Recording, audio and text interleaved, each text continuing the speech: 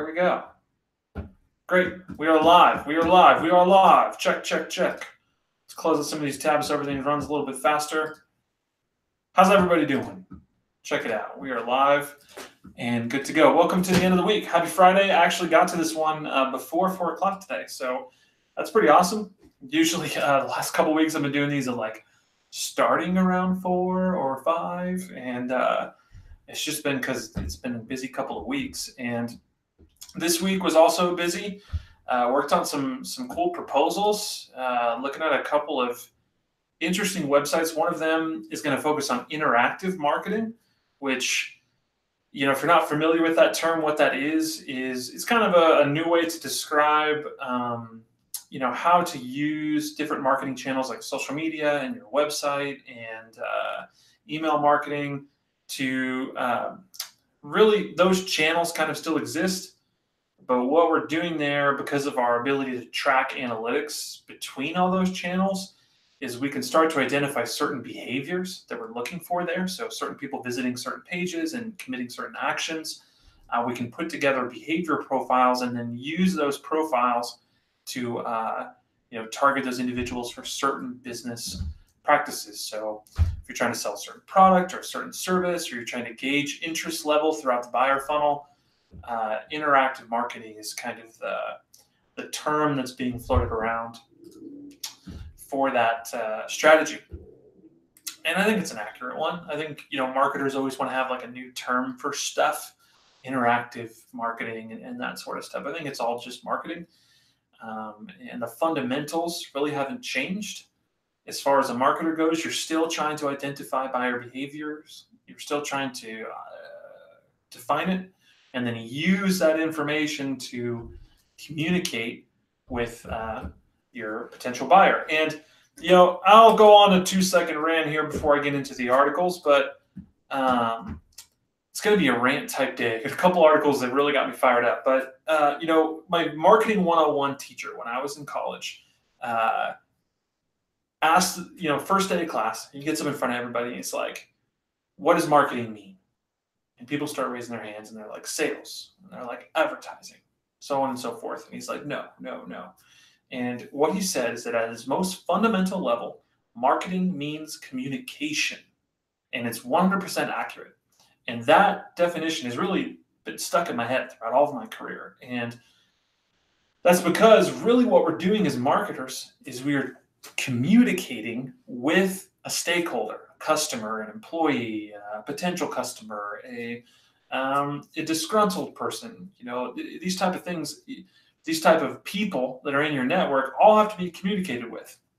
And how we communicate with that person and what we say when we're communicating with them, that's marketing. So at its most fundamental, marketing is communication. So I don't know where I got there with that. I wasn't planning on going on, you know, the marketing lesson, marketing 101 with you, but hey, freebie for you. So this week we've got a couple articles that got me fired up, because one of them is about businesses that still don't have websites and their ideas and why they think that's okay when it's completely not. And the other one is about millennials doing stupid shit. So, you know, it should be a fun time digging through some stuff here today. I've only got 2 today. It's because these 2 are the best. And I'm really trying to make this a 30-minute thing. I think even last week I did like 50 minutes still, and I was trying to do it 30 minutes last week. So we're going to try to make this a 30-minute thing today, but we'll see. We'll see how fired up I get throughout the process.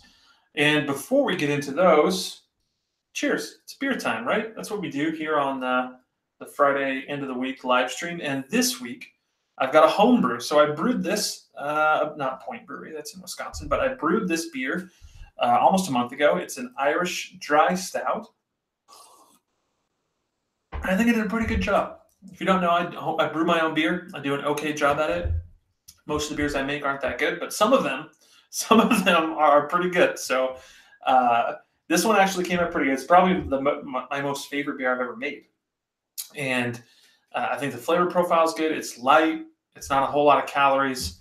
And I didn't do it in the one I'm drinking right now, but a few of the bottles, I added mint extract to them. So I made kind of like an Irish mint stout, all for St. Patrick's Day coming up. So it's March. Welcome to March. Welcome to St. Patrick's Day time. And cheers. Happy Friday. All right. It's a good thing I'm drinking beer because we are going to get fired up today. All right. Let's jump to the first article. This one came through my feed. And, it's funny because I'm actually not going to do this article. This is a fine enough article, I think. But it's really a summary of a survey that was conducted by these guys, Visual Objects. So this article, you'll see these on the internet. They'll take a survey and then do a little write-up on it. And this one does a fine enough job, summarizing the article. It's a piece of SEO. It's kind of like a click, bait type thing. But when I looked at the actual survey and started reading through it, I thought the survey was a good piece of content. It came out on the 27th, so it still counts as this week. And I'd rather go through the survey, the actual source material, than use the article. So sorry, PR Newswire. You get a little bit of play here, but I'm going to be doing the actual survey.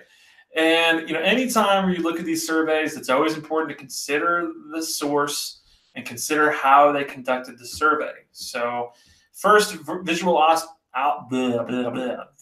Objects is a company that, let's take a look at their website. What they do is they're kind of a conglomerate of other creative agencies. So their value proposition is that they help you, find a creative firm. So if you need advertising or website design, you can come to this website and kind of look through people's profiles. And I think that's a fine enough service. So anything they have to say about businesses and websites probably is a little bit slanted because, of course, they want you to want a website so that you can use their firms on their listings, right? Now, even with that said, even considering their bias, I still think this is a decent piece of source material. I'm going to scroll all the way down to the bottom here. So, like the sound effect. And they do talk about the survey. So what they did is they surveyed 529 small business owners with employees in the range of 1 to 500, not 100, 1 to 500 in the U.S. Half the respondents, about half, 54% were 1 to 10 employees. The other 46% were 11 to 500 employees, which that's an interesting cutoff. So a majority of these are very, very small businesses that they surveyed. Most respondents are male, but it's about a 50-50 split. And this is the age breakdown throughout the survey. And, I have my gripe about millennials here in a minute, but it's not with this particular article. Although I wish they would have, spoiler alert, I wish they would have done a better breakdown inside of their survey about which age groups responded certain ways, because what they actually found in this survey, we're going to go back up here to the top, is some interesting stuff. And it's kind of, I would really want to know, like, who said these things, like which age group, because I think it would be kind of telling. But I'm not sure. And you always got to look at the data. Assumption is the mother of all fuck ups. And, I'm assuming I know which age group made the decision here you're about to see, but I'm not going to claim what it is unless I look at the data. So, and I'm not going to go through every little piece of this because it's a bit long, and some of it is not really relevant to the overall picture I'm trying to paint here. Even me, I'm slanted, right? I'm a marketer. I want you to use marketing because that helps businesses, but I'm trying to do the right thing as a marketer. So, but my stuff is slanted a bit too. But anyways, I'm going to cherry pick a few things out of here to kind of paint an overall picture of some of the findings here. So first things first that they found here, that more than 1/3 of small businesses don't have a website. So 30%, more than 30%, almost half, 43% of these people that they surveyed don't have a website. Like, what? Like, you don't have a website? That's, first and foremost, that's insane to me. Okay. Like, you wouldn't try to sell things in a mall unless you built a storefront, right? You wouldn't try to like have a firm, an architecture firm or a lawyer firm or any of that stuff without an office, right? The fact that it's 2019 and you don't have a website and you've already launched your business, like, baffling. That would absolutely be part of every single business plan I've ever written, and then a part of the website is an integral part of it for many reasons. And this is just insane to me that there's this many people without a website. And it gets even crazier as we go through here. So the data says that nearly 1/4 of small businesses plan to launch a website in 2019. Okay, so that's helpful, that some of these businesses have started and they plan to launch, but how accurate is that? They're just checking a box on a survey that says, yeah, I'm going to launch one of those one day. I'll get it in one day. And, I think that, this ties into some other data that's throughout the rest of the survey, but I think that there's some like mental hurdles that businesses, they look at a website and they're like, it's too hard. It's too expensive. I don't have the technical expertise, and they just don't do it. Combined with some other information as well from the survey, it's dumb. It's a dumb move. Build a website. They're too easy. It's too easy to have and too important to have. It's a detriment not to have them. So I built an outline here because last time, all right, so I'm jumping around here a little bit. Here's the first bit of information. I showed you that. I built an outline, see, right here. I have it over on my other screen to make sure I move through the points that I'm trying to get through at a reasonable time frame so that I keep this within 30 minutes. So the next point about this article is not only do these businesses not have websites, the businesses without websites believe they're irrelevant. Like, what? I guess that's probably why they don't have them, right? They think that they're an irrelevant thing. I could understand if you were a small business and you're like, I know the value of a website, but I don't have the money, or I don't have the technical expertise, or I'm just now starting out. But for such a sizable portion to be like, don't use it, it's stupid. Like, dude, what are you thinking? It's not dumb. You're way off base, and you're just wrong for thinking that. You're just plain wrong. Let's take a look at a couple of these things. So this guy, here's the perfect example. I laughed too hard when I read this. Marcos Klaus, an independent logistics and transport consultant in the United Kingdom, chose not to create a website for his business. Here's what he said. I decided to build upon my existing network, both face-to-face and online, Klaus said. He continued to say, I receive referrals from trusted friends and colleagues and assist the media with articles that require my areas of expertise. It generates more than enough business to ensure I don't feel the need for a website. Well, Marcos, that's all fine and dandy, but I tell you what, without flaw, without fail, I'd be willing to bet that those trusted friends and referrals, there is a bottom to that bucket. Okay, you are going to run out of them at some point. And I'm not going to show this guy because it's like, I don't know, where that is, but he's not a young dude. Okay, he's not about to retire. So, I can understand if you're like towards the, the twilight of your career and you're like, well, I'm a consultant now. I got referrals. I got an IRA. I'm good. I don't need a website. Cool. All right, fine. I'll let you believe what you're going to believe. You're going to retire in 2 years anyways. But this dude, you're going to run out of referrals and trusted friends to get you those referrals, right? Furthermore, how many of these referrals did you not win because you didn't have a website? Okay, so if you're in the business of growing your business, your close ratio and your opportunities at bat, those two numbers really matter a lot. You want to have a lot of opportunities at bat and valuable opportunities, but you want to close those too. And how many of these are you not winning because of that? How many times have you been linked on an article and somebody's gone to look you up and they don't have a place to go, right? And you may say, well, my social media is good. I got a LinkedIn profile. I got a Facebook group. I got, this kind of stuff. I'm good. Here's the truth of the matter. All right. And in fact, a lot of these people said that, they use social media for web presence. 13% of the people that said they don't want a website said that. And a lot of people say this, I've met them. Okay. Small businesses like, kind of mom and pop shops, and especially in smaller towns are like, well, I got Facebook. I'm good. Here's the thing, Facebook, they're like this, man. They're going up and down. It's not a cool environment. They're losing followers, especially in the younger demographic. So if you're a business that is going to, want to advertise to these people or want to be relevant with, 18 to 24-year-olds that are going to start to get married and start to buy houses and start to invest in IRAs and, start to actually have money to, pay for services, in your town or your city, and you're thinking you're just going to be cool on Facebook, Nope. I would imagine that the millennial portion of LinkedIn, I don't know off the top of my head, but I would imagine that's not their biggest segment.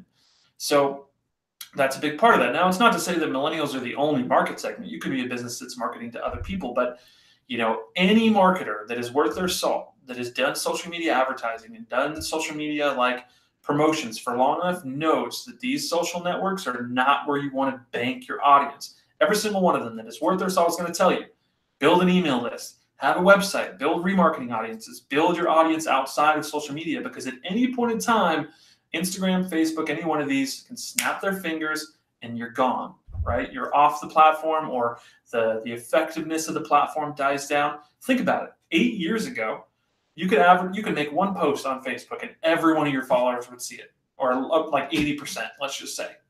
It was a massive amount. Now, you're not getting like 1, maybe 3%. If you get a really good post, you're getting like nothing, right? You have to advertise in order to get a presence. So, yeah. All right. See, I can go on a rant for this stuff for a minute. Let's move on to the next point here. I think there's some good stuff here. So on my list, I have a Squarespace example. And here's the piece here. So this is what I was talking about earlier when I said there's kind of this mental block when it comes to the websites. I think with small business owners that are getting started, they're saying, well, I don't have the technical know-how.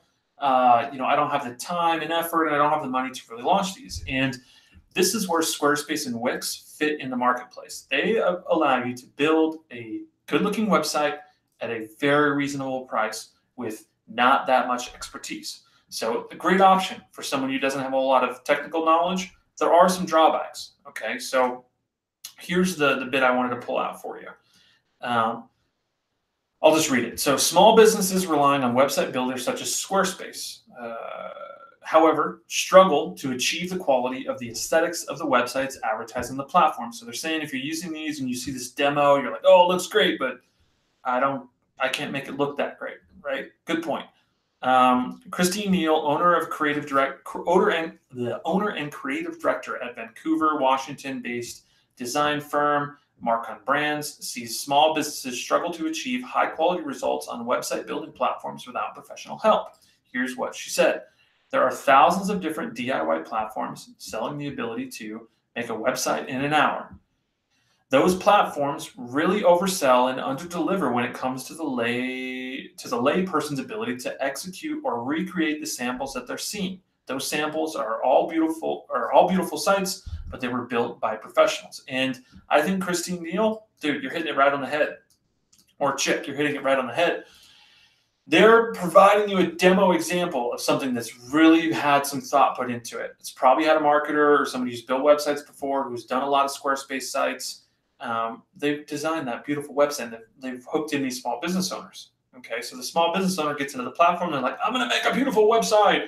And they get in, and it's a little bit harder than they thought. Because here's shocker, it's kind of hard to make a website. It's not hard to make a website. Let me rephrase that. It's not hard to make a website. It's hard to make a good one. Okay, it takes experience and understanding the buyer's perspective and the user's perspective and thinking about user experience and so on and so forth. Okay, so I think she's totally right that brands are getting into this thing and they're like, oh, well, it's so hard to make it beautiful. It's a waste of my time. Okay, but here's what I'm going to say about that. This market is changing, okay, because of sites like Upwork. That's where I've got a lot of business from as a freelancer. Guru, all these kind of websites that are popping up that allow small businesses to connect to freelancers. You can hire at a very reasonable rate somebody to come in and build you a Squarespace site from the ground up. They can come in there and manipulate it all, get it how you want it, make it beautiful for very cheap. We're talking hundreds of dollars. Okay, at the low end, you could spend like $2,000 and have this person really write all your content for you, get it really nice and shining, then hand you the keys and say, here you go, here's your site. It's pretty easy to maintain. That's the beauty about Squarespace and about Wix, is that once you build it, it's fairly easy to maintain. They got great tutorials. It's pretty much point and click. It's called a GUI editor, GUI, graphic user interface. That's the technical term for you. Write that one down. There's going to be a pop quiz later. It's a GUI interface. So all you have to do is like point and drag and drop and do things. They make it easy to install Google Pixels and all that sort of stuff to make tracking, a little bit more user friendly. The hard part is getting it started. So I think, again, Christine makes a good point. The solution, though, if you don't really have the time or effort or expertise or time, or you don't want to put forth the effort, or you don't have the expertise to build out the Squarespace or Wix site as you want, just hire a freelancer, dude. That's how I would do it. Just go for it. Spend a couple $100, get it done good. All right, let's move on. Let's scroll past some of this stuff. It's not really relevant to our conversation here. Okay. So this is something I wanted to touch on and comment on. So more than a third of businesses expect their website spending to increase in 2019. They throw out some numbers like they spend less than 1,000. A solid amount of people are saying, that it's going to be more than that in 2019. And they are probably right. But here's where I see this stuff heading, okay? Like I said just a second ago, you could probably spend $1,000 and get your Squarespace or your Wix site done pretty nicely. Okay? You're not going to get all the bells and whistles. You're not going to get all the content that you want. But you could probably get a really nice framework for that much to launch your website. I would argue even in 2019 it would work. The tough part here, and where I see the expenses coming in is in all the stuff that connects to the website. Okay, it's about that interactive marketing element we talked about here a few minutes ago, where you're connecting your email automations, your drip systems. Okay, you're connecting your social media, you're connecting your CRM, and you're triggering sales notifications for your salespeople. All that stuff runs through the website. Again, this is why it's so important to have the website. I'll give you. All right, I digress. I'm not going to go back there. But all this stuff is connected. And the software used to connect all that stuff really isn't the expensive part. Each one of those pieces is $100 for the year, $150 for the year. Like, there are little odds and ends like that, which spread out over the year, it's not too bad. The expensive part is either in the time it takes you to learn how to make all those things work and not just connect them, but understand how to leverage them to benefit your business. It's either the time you spend to learn that or in the expertise you hire to get it done, right? And that's what I try to explain to someone that I'm talking to that wants to hire me to do their marketing is like, look, the reason I charge what I charge is because, I know it's going to work, or at least I have a reasonable, expectation of what's going to work because I've been doing it for a while. I've been testing this stuff out. I've seen it work and not work plenty of times. So the expertise is what's really expensive there, or it's the time investment to learn how to do it all. My argument, here's my slanted argument, would be don't invest the time to learn all that stuff. Focus on you and your products and running your business. Hire the expertise to do that for you. That would be the smart business decision. So yes, spending is going to go up on websites, but I think it's going to be in all these integrated systems that are associated with it and the expertise associated with it. And I had a note here to talk about one other part is traffic is a challenge for small businesses. Okay, so let's just read through this. So websites also introduce new difficulties. Low website traffic and competition from other businesses are challenges. Here's what they said. They said low website traffic is a challenge, competition is a challenge, and lack of time and knowledge for website maintenance is a challenge. Makes sense. This is what they're saying. This is what people are saying are kind of the challenges for websites and small businesses. I think those are valid. I think that would be what I would expect to find here. But I think the point I wanted to make here was that these are kind of walls that somebody will put up to not make a decision. Okay, they'll be like, well, it's like, I don't have that much traffic for my website, but that traffic may be very, very important. Okay, they may say, well, my competition has a really beautiful website. They probably spent $10,000 on it. I can't compete with that. Sure, you can. Build a site on Squarespace. It can look really good, and you can communicate your value propositions better. You can have a better follow-up system. You can have a better customer service channel.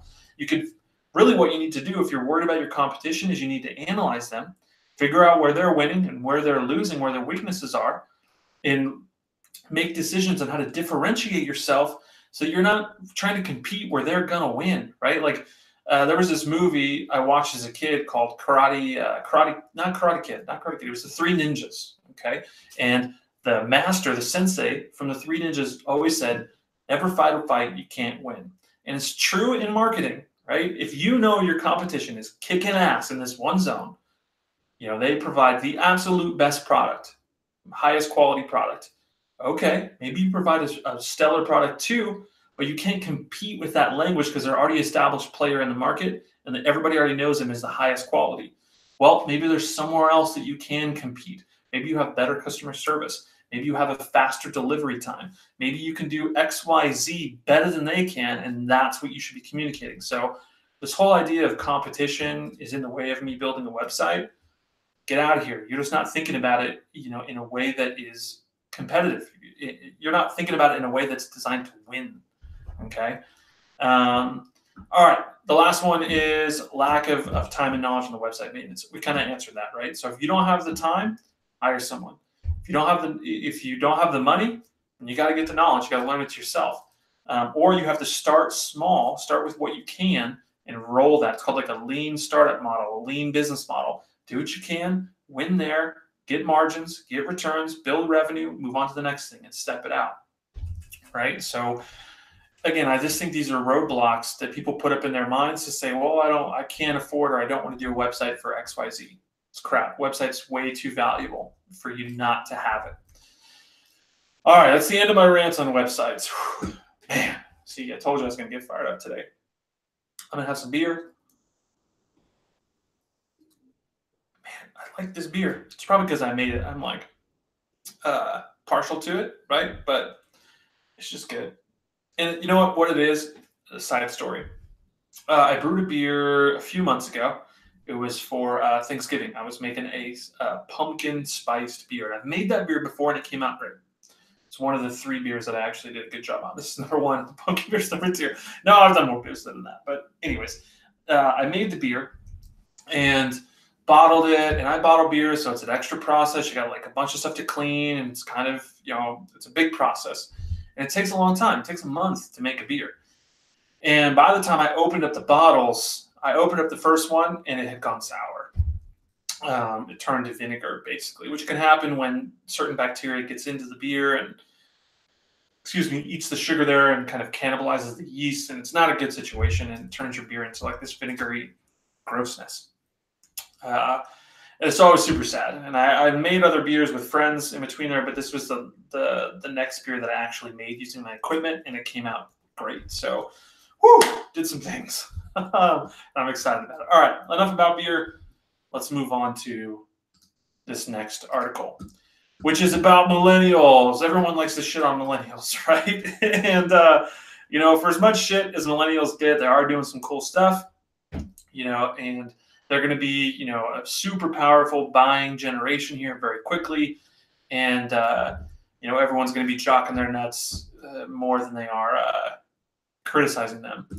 But in this case, this is my version of the shit on millennial time because, dude, millennial business owners are making some dumb decisions. And it's just like, so you're about to hear my take on it. And we're going to use this article as a reference. And I'm actually going to read through most of this one because it's pretty short. And, we'll use it as a conversational guide. Okay, so bear with me here. So, all right. Millennials are more likely to advertise on traditional mediums than older generations. And you would think, what? Millennials using things like radio and TV and this sort of stuff more than the older generations? Isn't it the old geezers who think that newspapers and TV are what's supposed to work? That's what I.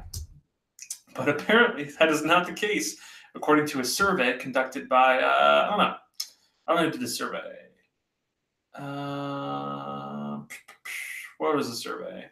By the Manifest. So let's just read through it. Millennial small business owners and managers value advertising for their business more than older generations, according to a new survey from the Manifest, a business news and how-to website. 95% of millennial entrepreneurs advertise for their business compared to 92% of Generation X and 70% of baby boomer small business owners. Makes sense.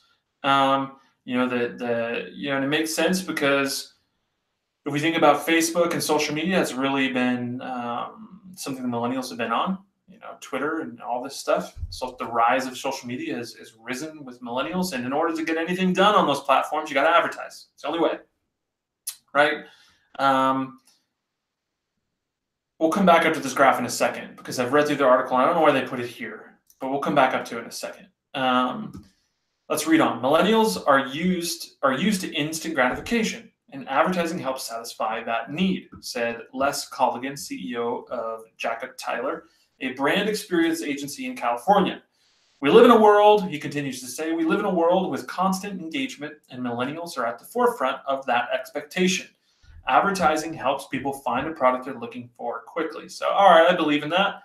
I buy into it that millennials are a little bit more prone to instant gratifications, kind of how, I say I'm at like the top end or the low end, the first end of millennials, or the oldest end, kind of in between. So I'll say we in this case. Instant gratification is a thing, right? Amazon Prime, I get it in 2 days. Amazon Instant, almost now you can get stuff in like 24 hours. So absolutely, instant gratification plays into that. I would 100% believe it. And if you're a business owner, you're like, I need leads right now. Advertise. So I get it. Let's continue on now, because just because they want advertising doesn't mean they're making the right choices. So how do different generations advertise for their small business? Millennials are this dark purple color. Generation X is this blue color, and baby boomers is this kind of pink color, red color. So 73% of millennials are using social media, to be expected. Generation X is at 67%. Baby boomers are at 49%. Pretty standard, deviation here, distribution. Not deviation, distribution, I would think, based on my bias or my hypothesis in my head, what I would expect to see. In general, online, 58% of millennials are using those ads, 55% of Generation X, and 31% of baby boomers. Again, what I would expect to see. Here's where it's like, what? 41% of millennials that were surveyed, millennial business owners, entrepreneurs that were surveyed, are using TV ads, compared to 17% of Gen X and 10% of baby boomers. They are more than doubling, the other generations here, millennials are, with TV ads. And it's the same with radio.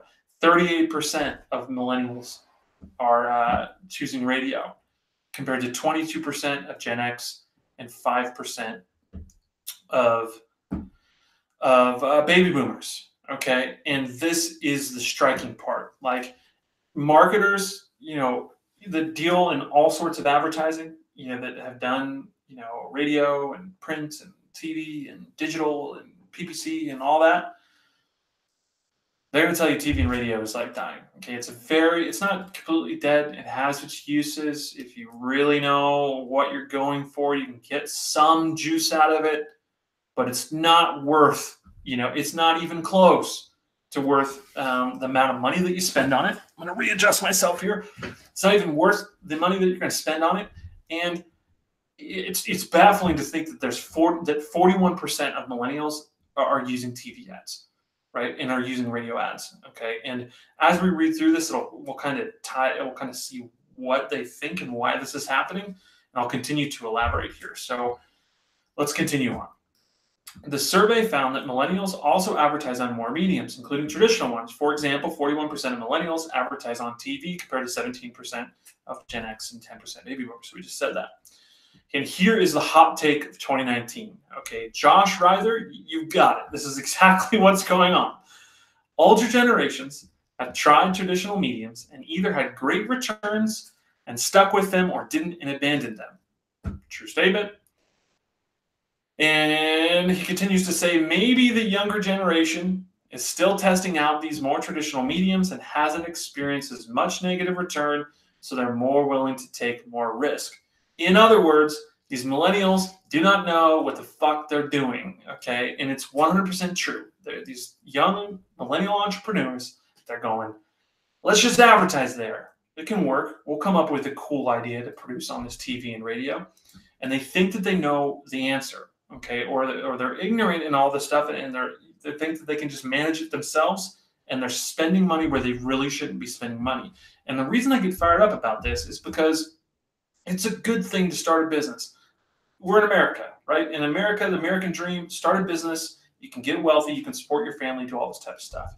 It's dumb to do things that have already been proven not to work, right? So TV and radio, they're not like viable channels for a small business to invest a ton of money in. Okay, you're way better off investing in social media, online and really investing in that interactive marketing stuff we talked about a minute ago, that should be where you're supposed to be spending money. You're a millennial. You should be thinking like that. Okay. You should be thinking about what the future is for digital, and the future is for communication platforms for human beings, not TV, not radio. Okay. They're just old school. And the biggest beef I have with, when we consider criticisms of the millennial generation is that, we think that we know everything, and I fall into this category too. I have to check myself plenty of times, I just check my bias, check my, thoughts on the issue to make sure that I'm not just making assumptions based on my own frame of reference, right? So I have to source experts, read up on stuff, make sure I really know what I'm doing, or at least know enough about it to make a decision. So what I think is happening, at least in the people that they surveyed here, is that these millennials are just thinking they know stuff, and they're just wasting tons of money, man. It's frustrating to see that because the stuff isn't cheap. TV and radio is not cheap. It's so expensive. And you're going to throw money down the drain, man. You're hindering your business. It's even worse if you have employees and those employees depend on you and you're making decisions like that. It's just not a good thing. So, so let's kind of continue on through the article. I think that was the big bulk of it, but let's just make sure I covered everything here, and then we'll kind of wrap it up. I'll kind of end my rant for you. All right, so 87% of small businesses surveyed overall advertise, which suggests that advertising helps small business owners across generations succeed. So regardless of what generation, most people are advertising. It's essential for businesses to advertise. Okay, so here's what Harry Chapin said. It's essential for small businesses, to advertise in order to not only maintain the level of business they have today, but also to grow. And this is coming from the CEO and founder of Forge Worldwide, a brand building company in Boston. Very few businesses have the ability to attract new customers and grow revenues without advertising. And I think you're right there, Harry. Unless you're advertising, you're not really getting in front of people, and that's just kind of the nature of the beast. I've had conversations just this week and last week where my clients say, "Hey, I need a boost. What do I do?" And the answer in most cases is you got to advertise. You can invest now. You don't need to advertise wholeheartedly. That shouldn't be your only business strategy. You can do networking, you can do donations, you can do PR, you can do SEO, you can do all these type of things, but those are really long-term strategies. If you need a boost right now, advertising is the way to do it. And so you got to advertise to play. It's pay to play in today's society. It's pay to play on social media. It's pay to play in the world. So I think you're right there, Harry. Businesses prefer digital advertising, but still value traditional mediums. Like I said, there's some value there. For example, next week I'm doing a live radio remote with a client. I think that has some value, especially with certain demographic. But again, it's not the only thing. Digital advertising is the main thing right now. It's everything, at least as far as I'm concerned, what I'm doing. Correct me if I'm wrong. If you're a dude that's got it figured out on something else and you think digital advertising is not the thing, please let me know, because I'm clearly wrong. Maybe it's because I'm a millennial. Online and social media advertising are the most popular among small businesses, to be expected. Here's where that distribution comes into play. See, I don't know why they didn't put the graph down here. This is kind of what you'd expect. What mediums are small businesses using? Social media, online, print and events. Which this event one is interesting. I think that this event marketing is going to get more popular. So like doing like pop-up shops. I don't know if you'd classify webinars into this, but I think that doing seminars would be a thing. This is a big one for like service people, lawyers, financial advisors. They'll do seminars where they'll host like 30 people and do a presentation and actually provide a real piece of content explaining how a trust works or how an annuity works or something like that. And that content wins over clients in a physical platform. Now, in order to do that type of event, you have to have a whole slew of online and social media advertising and promotions to make that event work. But the event is a piece of the marketing mix. So that's kind of a cool one to watch. It's not just new in 2019. It's been going on for a few years, but I think that more small businesses are getting onto it. and we'll see it to continue to grow here. And then the small ones here are TV, radio, and out of home. Which, how interesting is this? Rewind 20 years at the turn of the millennium. Rewind 30 years to the 90s, and these two would have been full. Would have been paying, and out of home, these would have been the only marketing channels. And I think that made it harder for the small business guy to really win. So this social media, online kind of stuff, a lot of people, including myself, want to critique it.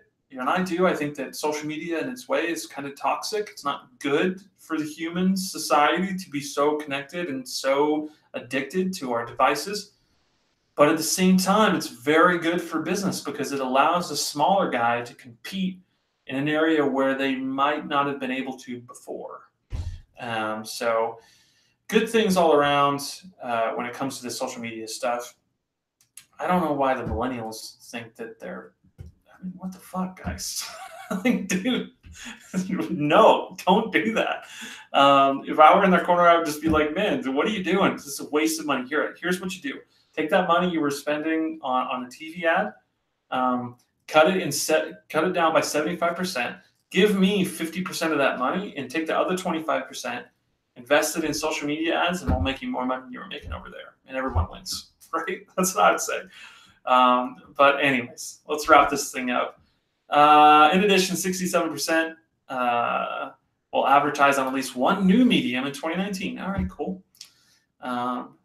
Spreading your wings there. Although digital advertising is preferred, I mentioned this before. Here's one more quote from Chapin. None of us really live in just one channel at a time.